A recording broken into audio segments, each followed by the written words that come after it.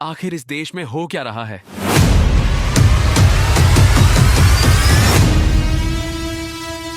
अमीर लोगों के लिए हर दरवाजा खुला है, हर कानून में छेद है, हर नियम में रास्ता है।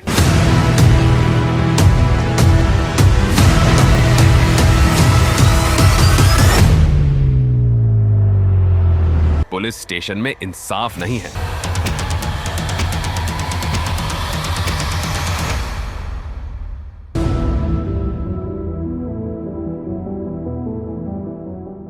आज मैं आपसे बात करने नहीं आया हूं, आज मैं आपसे सवाल पूछने आया हूं। बताइए, आखिर इस देश में हो क्या रहा है। हर रोज, हर पल, हर जगह बेटी को घर से स्कूल जाने में डर लगता है, माँ को अपनी बेटी को अकेले छोड़कर जाने में डर लगता है, बहन को रात को घर लौटने में डर लगता है, और हम सिर्फ देखते रहते हैं, चुप रहते हैं, डर जाते हैं। बलात्कार, ये शब्द सुन के अब किसी को हैरानी भी नहीं होती, क्योंकि ये अब आम बात हो गई है।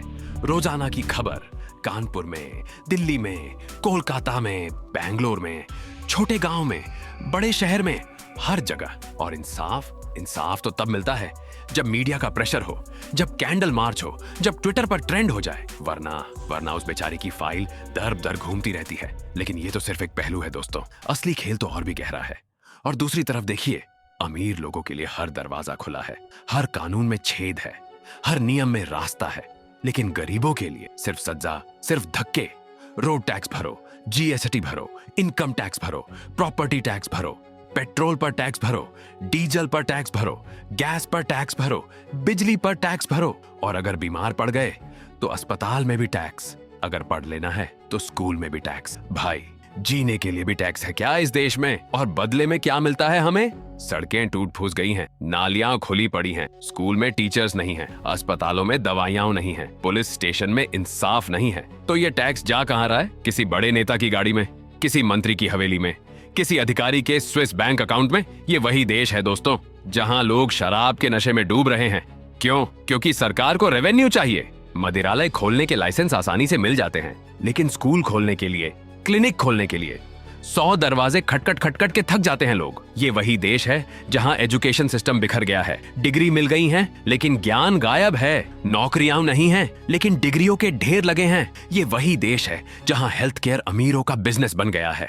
आईसीयू का खर्चा सुन के दिल का दौरा पड़ जाता है, और फिर आईसीयू का बिल और बढ़ जाता है। और सबसे घटिया बात, सबसे शर्मनाक बात, जब कोई सच्चा इंसान, कोई ईमानदार इंसान, कोई देशभक्त इंसान आवाज उठाता है तो उसे देशद्रोही कहा जाता है। सोनम वांगचुक जैसे लोग जो लद्दाख के लोगों के लिए आवाज उठा रहे हैं, जिनकी मांग जायज है, उन्हें गद्दार बुलाया जाता है, उन्हें जेल में ठूंसा जाता है। जिन्होंने करप्शन के खिलाफ बोला, उन्हें ट्रांसफर कर दिया।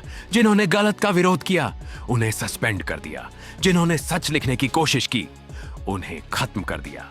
और दूसरी तरफ भ्रष्टाचारी लोग, जिनके खिलाफ डकैती के केस हैं, बलात्कार के केस हैं, हत्या के केस हैं, उन्हें टिकट मिल जाता है, उन्हें विधायक बना दिया जाता है, उन्हें मंत्री बना दिया जाता है, उन्हें सम्मान दिया जाता है। क्या ये वही भारत है जिसका सपना हमारे आजादी के सेनानियों ने देखा था? क्या ये वही देश है जिसके लिए भगत सिंह अब फांसी पर चढ़ गए? क्या ये वही देश है जिसके लिए सुभाष चंद्र बोस अपनी जान दे दी? और सबसे बड़ी चालबाजी, सबसे गंदा खेल, हिंदू मुसलमान के नाम पर जनता को आपस में लड़वाना। सीधी बात भाई, सुन लो सच्चाई। अगर किसी गरीब हिंदू की बेटी अस्पताल में मर जाए तो उसका दर्द कम नहीं होता। अगर किसी गरीब मुसलमान की बेटी अस्पताल में मर जाए तो उसका दर्द भी उतना ही होता है। अगर किसी हिंदू किसान की फसल बर्बाद हो जाए तो वो भी रोता है। अगर किसी मुसलमान किसान की फसल बर्बाद हो जाए तो वो भी रोता है। तो फिर ये धर्म के नाम पर लड़ाई क्यों? क्योंकि जब तक हम आपस में लड़ते रहेंगे तब तक ये लोग राज करते रहेंगे। जब तक हम मंदिर मस्जिद में उलझे रहेंगे तब तक उनकी तिजोरियां भरती रहेंगी। जब तक हम हिंदू मुसलमान का नारा लगाते रहेंगे तब तक उनके बच्चे विदेश में पढ़ के मौज करेंगे। मैं कौन हूँ ये आपको बताने से पहले ये बता दूं कि मैं कौन नहीं हूँ। मैं किसी बड़े मीडिया हाउस का चमचा नहीं हूँ। मैं किसी पॉलिटिकल पार्टी का एजेंट नहीं हूँ। मैं किसी कॉर्पोरेट का नौकर नहीं हूँ।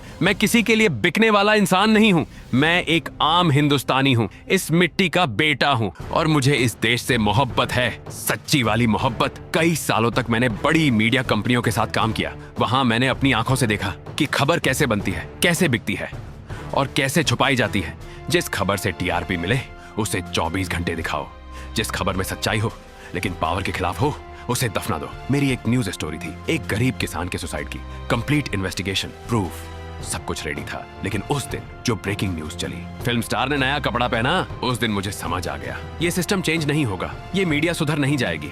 इसलिए मैंने फैसला किया, अगर सिस्टम को बदल नहीं सकता तो कम से कम सच तो बोल सकता हूँ। तो आज इस वक्त मैं आपको कुछ वादे देता हूँ। सच, सिर्फ और सिर्फ सच। इस चैनल पर झूठ नहीं चलेगा, चाहे किसी की भी गवर्नमेंट हो, चाहे किसी की भी सरकार हो। पक्षपात नहीं, यहाँ कोई पॉलिटिकल रंग नहीं होगा। गलत है तो गलत है, चाहे वो हमारी पसंद की पार्टी हो या ना हो। गरीबों की आवाज, किसान, मजदूर, औरतें, बच्चे जिनकी आवाज नहीं सुनी जाती, उनकी आवाज यहाँ जरूर उठेगी। करप्शन का पर्दाफाश नाम लेंगे, चेहरा दिखाएंगे, प्रूफ दिखाएंगे, डरेंगे नहीं। लेकिन दोस्तों, अकेला बंदा तूफान नहीं रोक सकता, अकेला बंदा सिस्टम नहीं बदल सकता, अकेला बंदा इनकलाब नहीं ला सकता। मुझे आपकी जरूरत है। अगर आप भी थक चुके हो इस करप्ट सिस्टम से, अगर आप भी चाह रहे हो कि सच सामने आए, अगर आप भी चाहते हो कि इस देश में बदलाव हो, तो आज से, इस वक्त से मेरे साथ जुड़ो। ये सिर्फ मेरा चैनल नहीं है, ये हमारा चैनल है, ये हमारी लड़ाई है, ये हमारा भारत है। मेरा जन्म भारत में हुआ है और मैं चाहता हूं कि जब मैं मरूं तब मुझे गर्व हो कि मैंने अपने देश के लिए कुछ किया, चाहे छोटा ही सही, लेकिन सच्चा किया।